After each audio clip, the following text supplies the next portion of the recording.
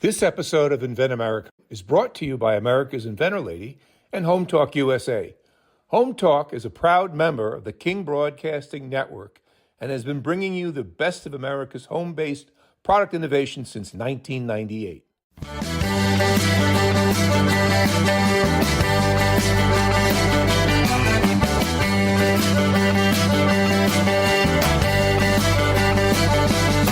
Broadcasting and streaming live all across America. This is HomeTalk USA.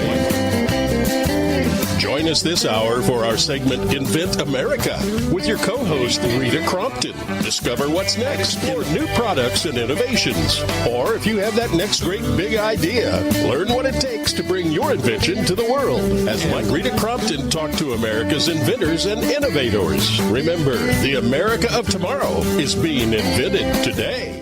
Welcome back, America, for this segment of Invent America, because we invent in this country. We solve problems, and then we go to market. And you know what? Then we go, oh, I've made it. Now I've got some inventory. Now what do I do? So the topic today is, all right, what's next? And our guest is Carole Sprunk. I was looking there at the S and the C. So I want to let everyone know that this segment of Invent America Radio is brought to you by Bond Products. It is for the DIY carpet binding. There is only one InstaBind. All right, bondproducts.com. It will make a frayed carpet look like brand new. So if you need some bonding carpet expertise, go to bondproducts.com. Carole, thanks so much for being with us today. We appreciate it. You help inventors kind of create that business model and get it out there. All right. You know, it's inventing. We always laugh and say, build it and they will come. Nope, you can build it, but they don't know you're there. Your specialty, and you've been there, done that personally with a product that you had. So introduce yourself to our listeners and tell them a little bit about you. Yes, well, thank you, first of all, so much for having me on the show today. But it wasn't necessarily an invention, but it was my brand. I started a bourbon barrel aged coffee brand back in 2018 and sold that in 2023 to new owners out of state, and had an opportunity and just joined my product today, working as their chief brand strategist on all the things that I spent 6 years doing for my own personal brand, just a little over a year ago now. Well, that's one of the things that we see inventors really struggle with, is being able to tell the story in a way that is catchy for the listener. And the story the inventor tells sometimes, is told from their point of view, which isn't necessarily what the consumer wants to hear. Give us some insight, Carole. Tell us a little bit about how you help inventors get the attention of the consumer. For sure. Well, first we start off with what their goal is. Who is their consumer? Are they going to turn this product idea into a full-on business that they are going to run day to day? Or is their bigger goal to launch it and get acquired by somebody or go down the licensing path? So it's really just starts with their initial goals, and then from there, their capacity for working in it. Because then, like, running an e-commerce business could be a full-time job in addition to everything else you need to do. So it's really just going over goals and then kind of putting that strategy into place of what is next for us. Well, one of the things that I notice is our consumers, all right, they want, we're quick these days. All right. So it's like, what really gets, it's like, wow, what's the wow motivator? So when I get somebody that, picks a name for a product that doesn't make any sense, how do you advise them to either, sometimes rebrand or get a tagline, but how do you get from, I'm the inventor to now I am the salesperson? And you're right. You're exactly right. Is that, the inventor is not always an expert in marketing. But we've got to reach the consumer. I mean, all of our listeners are consumers. We're all consumers. All right. We've had products. It's like, wait, what? What is that? There's been times on TV I've seen a commercial. It's like, I don't even really know what they were selling. There was a problem then with the marketing company. How do we sell what we're trying to sell? Yes, and that's actually how I ended up joining my product today, was by working with a client who had a toy for children. And I said, one of the very first things is your logo and your branding have nothing, it doesn't speak to kids at all. There's no colors here. There's nothing to grab the attention of the child, or even the attention of a mom shopping for a small child. So, and in my case, in the coffee world, I had very intentional branding before I even had product, because I had a message I wanted to convey. I had a purpose for the business, and I studied how to convey that. But that came easy to me, because outside of that, I've been in magazine publishing for 8 years, and prior to that, I was in the newspaper world. So I understood branding and getting your message out to market early on. But it's helping that inventor identify who is the target audience for this, and how do you want to look to them? How do you want it to look and feel and sound and all the things? What can you make the customer feel from looking at this? Well, and I always tell inventors, it's like, you've got to have a name or a tagline that someone would Google to find you. It's not walking down the store aisles anymore. Most of us go online. We all do. And so what would someone Google to find you? But, the other thing to keep in mind is Apple paid millions of dollars to teach you that an apple is something that you play with now and not something that you eat. And most inventors, by the time they get to marketing, they don't have $1 million to throw at this to teach you that an apple is something that you play with instead of eat. It's the messaging behind it. And also, I think market validation. If you give enough of these products to your to customers to try out, their feedback is very important.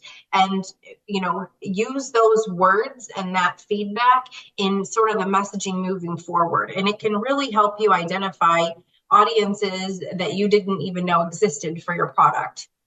Well, one of the things that we've found is that when we go to ASD Market Week, and we take 40 inventors, and they find out a lot of information, and a lot of times it's what is the name, what is the tagline, what is the grab of the consumer, because the people who are there are the professionals, and they are the ones that are going to be selling this product on your behalf. They're going to put it on the store shelves or on the e-commerce sites, and so it's like, that's not going to work. So the information you gather as the inventor, can be critical to success. And those are the people that you want giving you some feedback. Is, the people that would be your, retailers and wholesalers and suppliers. And so we get a lot of inventors that, after the show, what they paid to go to the show, they have gathered in market research 10 times over, and are able to go back then and redo some packaging. They're able to redo some of that message. Sometimes they haven't even gotten packaging yet. And sometimes they actually even change the way it works. Yep. And yep, so 100%. And then it's maybe potentially being flexible for a potential retailer. As I, with the coffee business, looked at going into a larger distributor, they wanted a completely different size of a unit. So I had to explore if that was worth it to me, if I wanted that, and what the ultimate goal of the business was. Oh, I know. We had an inventor, and he ordered a 4-inch size, and he got an order for a 3-inch size. And he goes, wait, what? I don't even have that one. So it's like, right. made him crazy. And, but they had a really good reason on wanting the 3-inch size. So, he's got the 4-inch size coming, and we'll sell all of those, and then we'll go after the 3-inch size. But you never know until you go to a show and people are starting to give you that critical feedback on, just the price. There was another one that we did, and everybody on the questionnaire said, what color do you think is going to be the best? And so they were picking overwhelmingly, the darker colors, black, brown, navy, gray, so that, it wouldn't show the dirt. And when they walked out the door, almost every single one of them picked yellow. Oh, wow. Yeah, who would have thought? So that they made that their predominant color. You just never know what the consumer is thinking until you get their just uninhibited thoughts and impressions and that kind of thing. And that's what we get at the show. So if you're out there, guys, and you're listening and you've got a product you're trying to sell, go to ASD Market Week with us. You are going to be able to get more information in 3 days, 4 days than you would get from a ton of market research, and it's going to cost you a lot less, be a lot faster, and probably more applicable to you in that situation. So, Carole, with that said, thank you for doing this segment. Stick with us because you're going to help us wrap up this show. Everyone, we will be right back with our inventor who is going to ASD Market Week for exactly the same reasons that we've been talking about. So stick with us, everybody. We will be right back with a new inventor and a new product.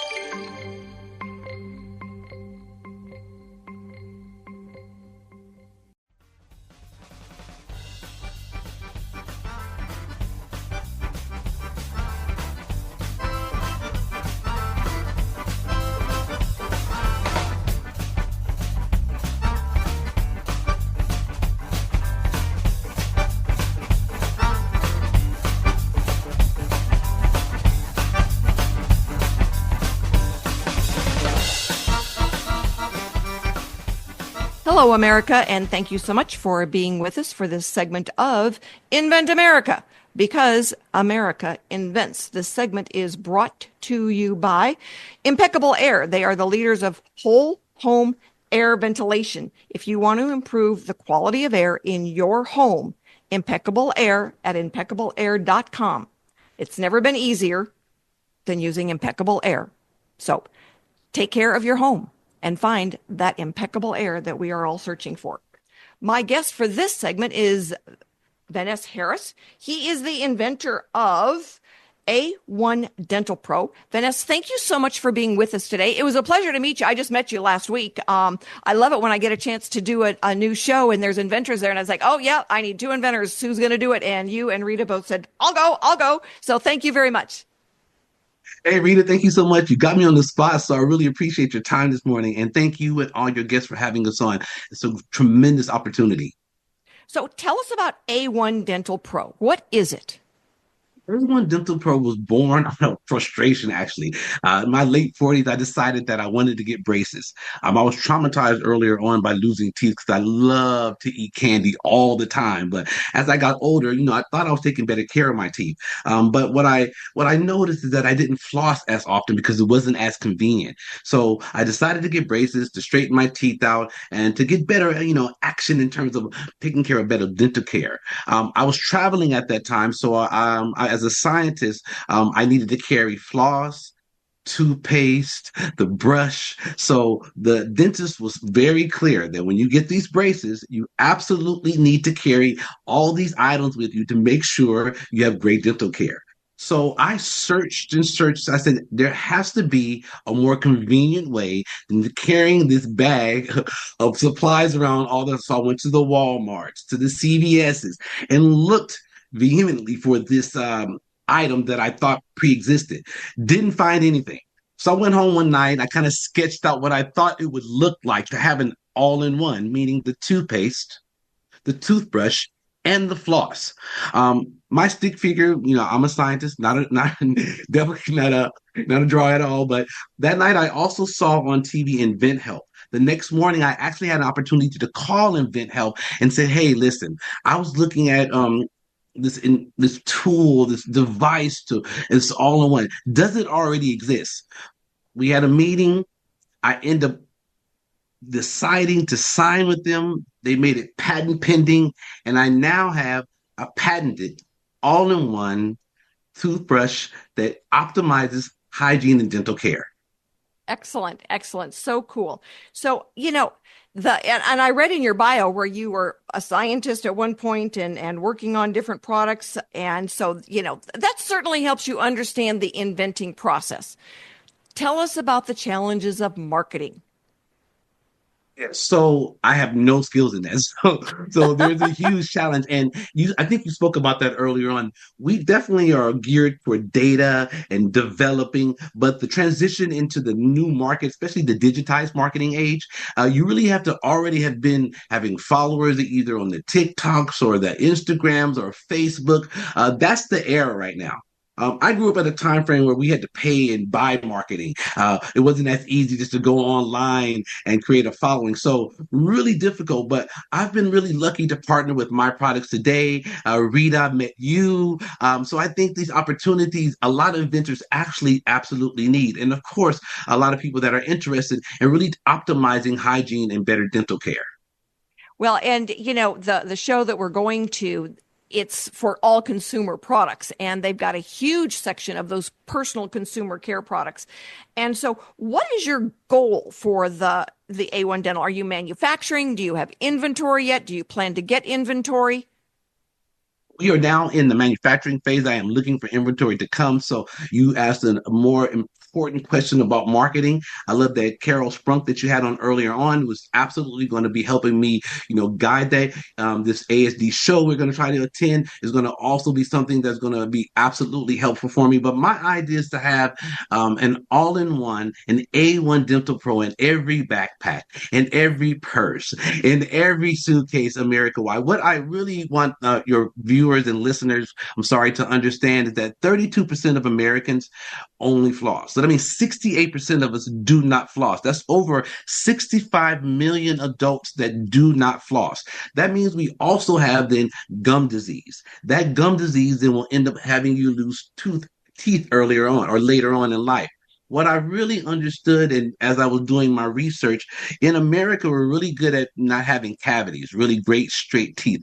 What we do have is bad gum disease. In other countries, they have really poor cavities, but really great gum disease. And I was questioning, what does that do to? We eat a lot of processed food, a lot of sugar, a lot of things that are really bad for our health. So I'm looking at this as not a product I'm really selling, but a lifestyle, a way to really keep your dental health, which affects your immune system and your heart, really healthy. So I think I want all Americans to somehow take better care of themselves. And as a scientist, one of the great things I want to leave in posterity is someone that can feel that, hey, I walked away with a product that helped me, my family, live a better and a good quality life. Well, I think that that's fascinating, and being able to tell a good story, you're on the verge of that because you've said some of the key words. And I certainly appreciate it, easier when you're traveling.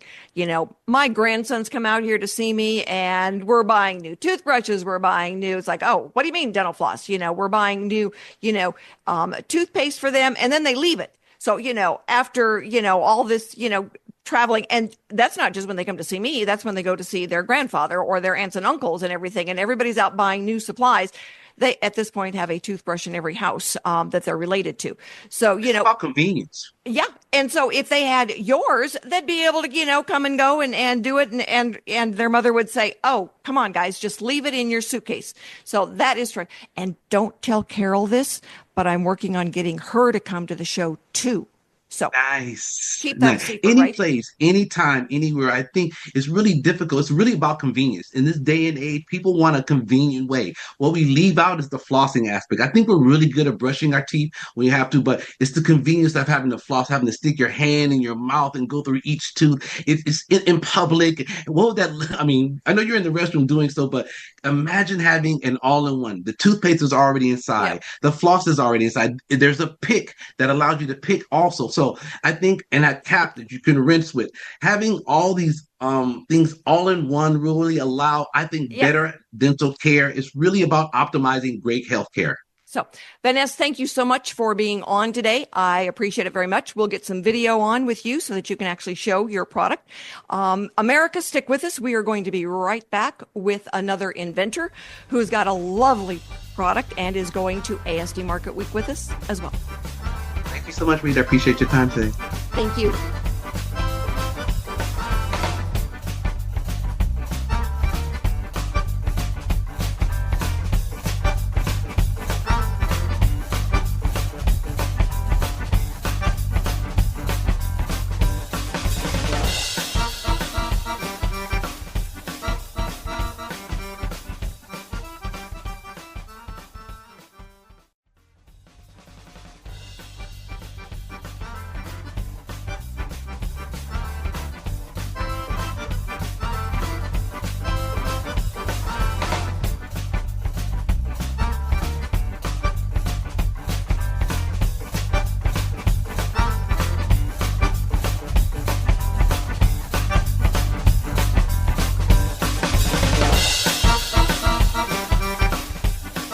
Hello, America. Welcome back to America Invents.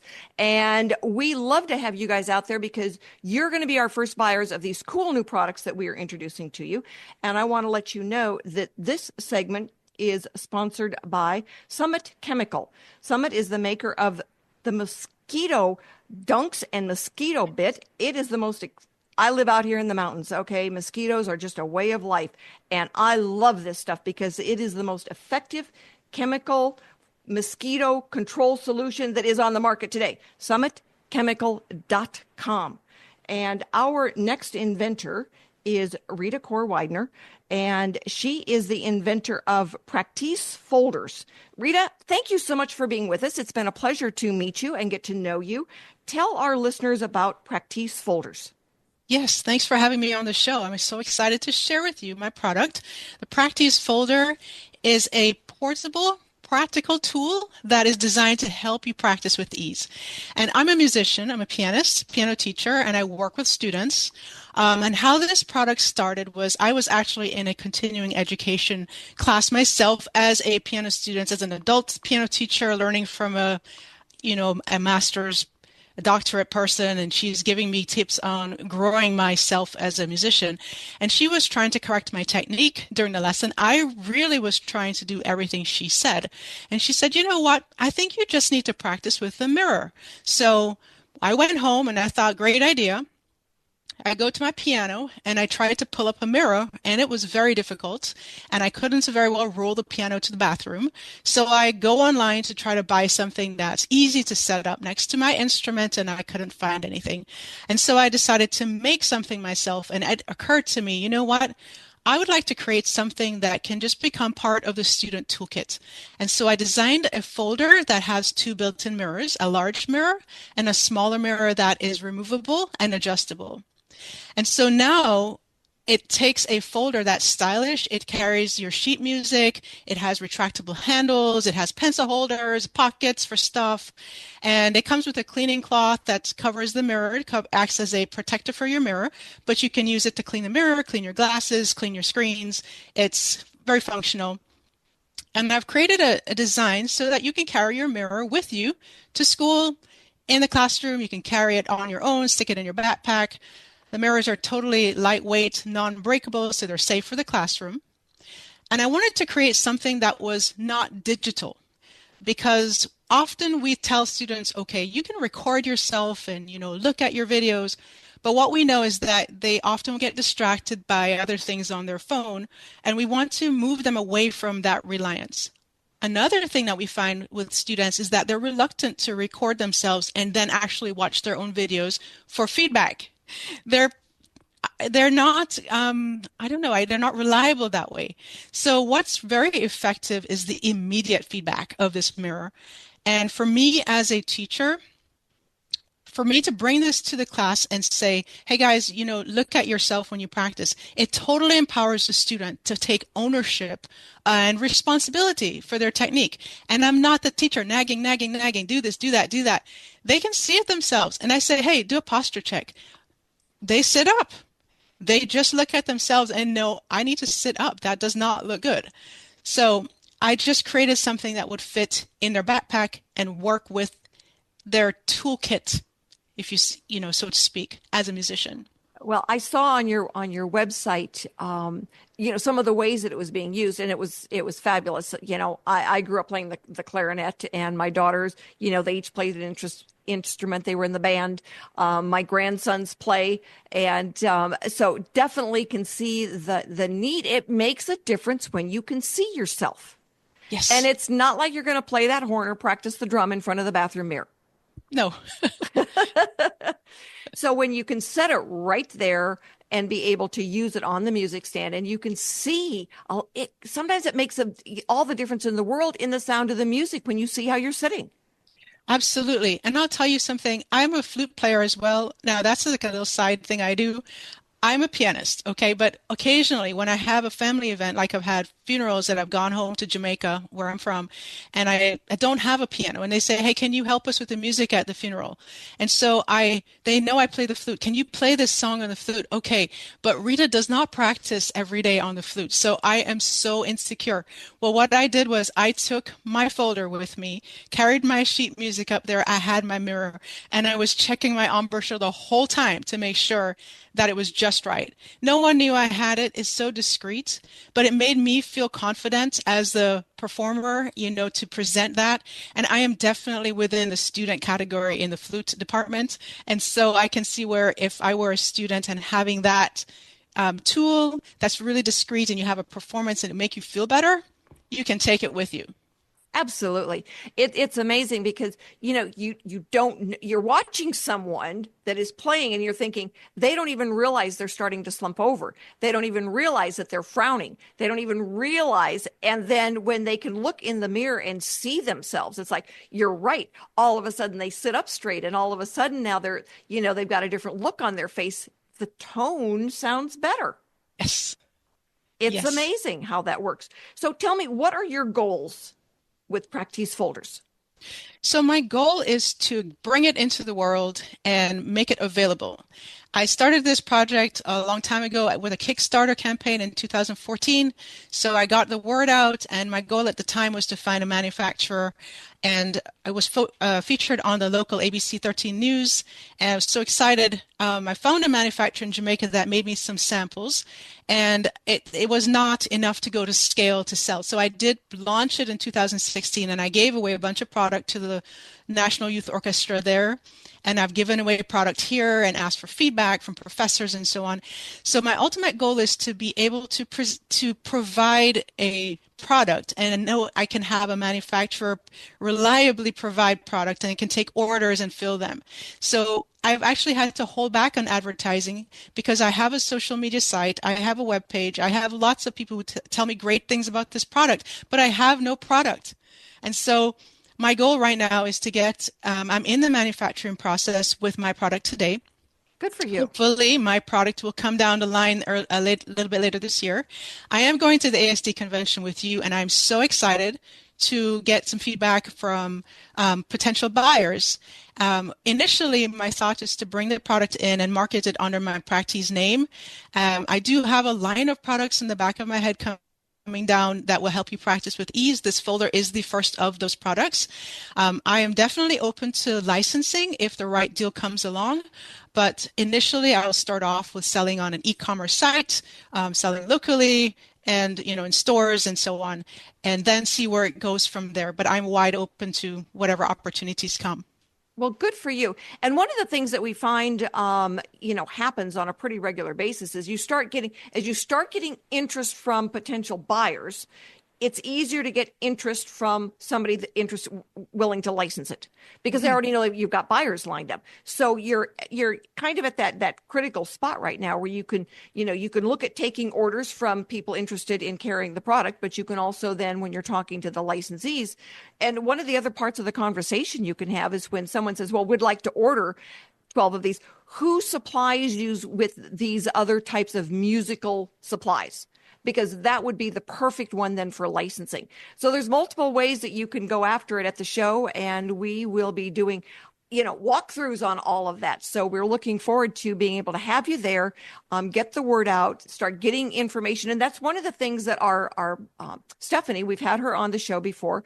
That's what she does for the inventors before the show even starts, is that she will take your product and your sell sheet and your website, and she will start pre-selling the product for you to bring buyers in.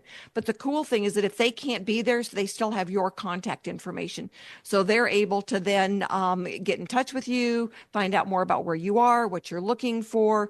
They'll ask you about your intellectual property, all of those things. But she provides then that route before the show, and then certainly after the show as well. So, Rita, we are looking forward to having you with us at the show. Thank you so much for today. We're going to do some video with you probably next week so we can show your product off a little bit and link that to the dashboard. And Awesome. Stick with us, everybody. We're going to be back with Carole to kind of wrap this up. And again, if you know anybody out there who's a small business owner, who's got product that they are trying to sell, ASD Market Week is a great place. Their tagline is dustpans to diamonds. We like diapers to diamonds because we have diapers that we're taking with us.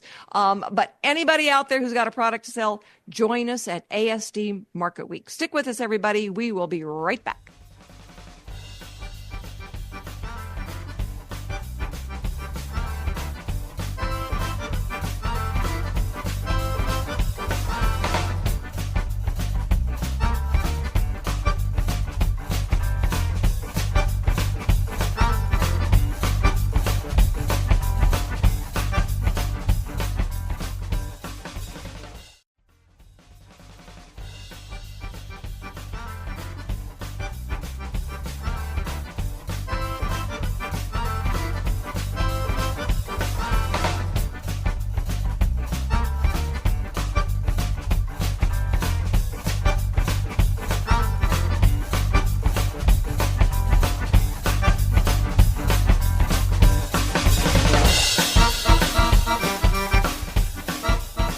Hello, everyone, and thank you for being with us this afternoon for Invent America Radio, because Americans invent.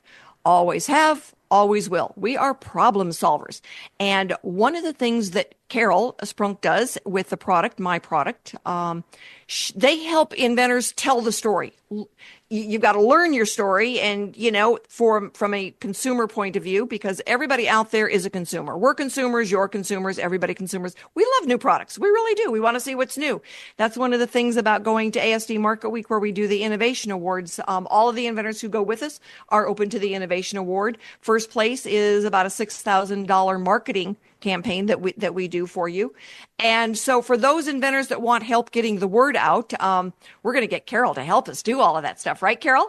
Yes, of course. I am certainly not a marketing expert, and we appreciate the fact that you help inventors understand the challenge of marketing and create then that few second story that's going to get our consumers, all of our listeners, to say, wait, I want to know more.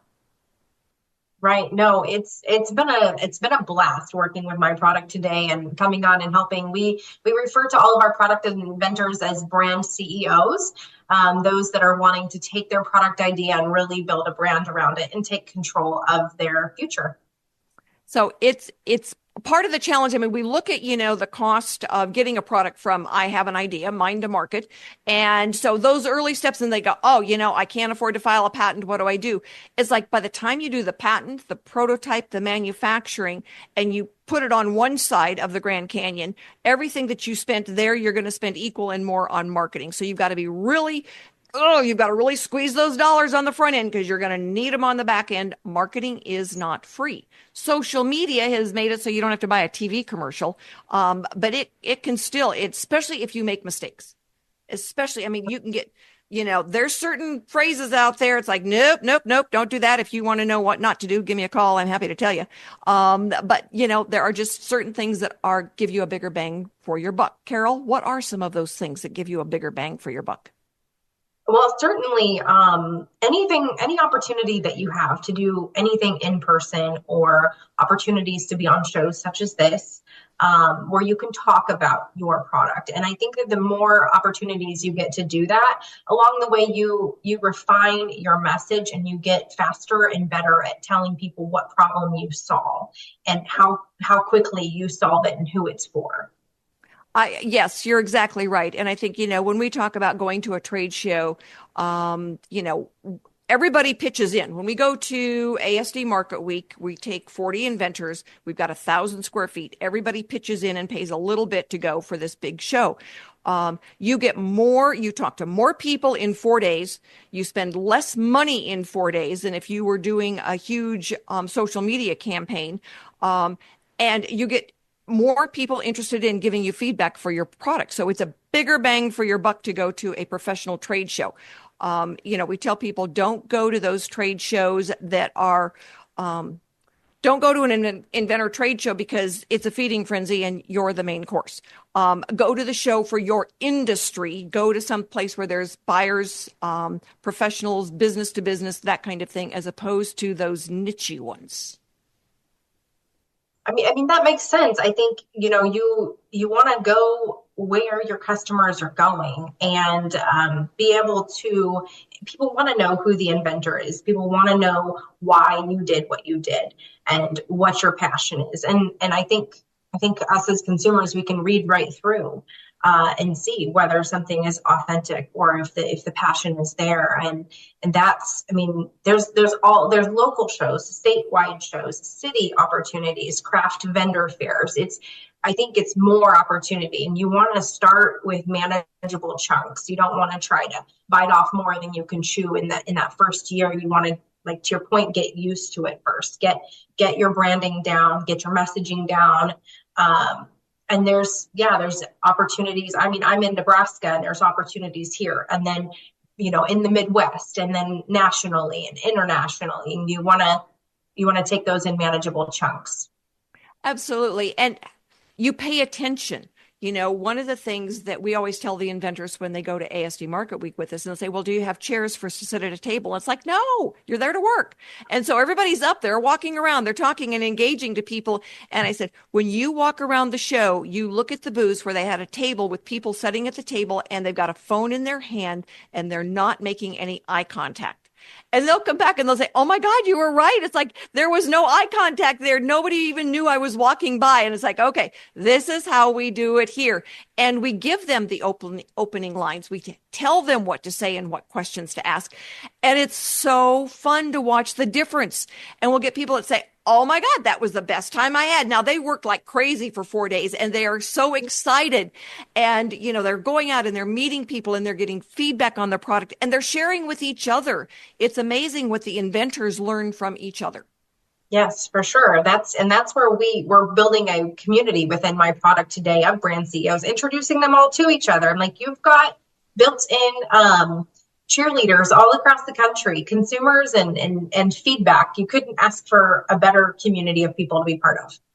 Absolutely. I mean, we do the Inventor Roundtable meetings, which is kind of the call-in version of the radio show. And so people will all across the country will take a look at the participating, and they go, sometimes the best information they get is the inventor sitting next to them, even though it's a virtual screen. Yeah. Your network is your net worth.